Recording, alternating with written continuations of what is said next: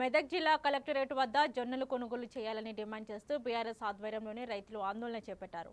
మాజీ deputy speaker Padma Devender Reddy నేతృత్వంలో నిర్వహించిన నిరసనలోని రైతులు జొన్నలు కొనుగోలు చేసే వరకు పోరాటం కొనసాగిస్తామని హెచ్చరించారు. ప్రభుత్వం జొన్నల కొనుగోలుని నిర్లక్ష్యం వహిస్తుందని ఆమె విమర్శించారు. రైతుల పంట వద్ద రాత్రి బవాళ్లు కాపలా కాస్తున్నారని, వెంటనే కొనుగోలు ప్రారంభించకపోతే కలెక్టరేట్ వద్ద వంట వార్పు చేపడతామని హెచ్చరించారు.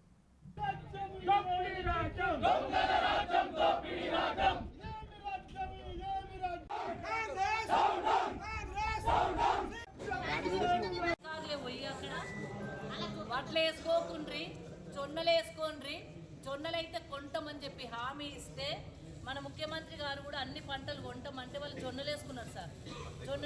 జొన్నలు వేసుకున్నారు. ఇక్కడ ఈ జొన్నలు వేసుకున్న తర్వాత పంట తీసుకురండి కొంటామని ఏమ్సీ తెప్పించిండ్రు 45 రోజుల.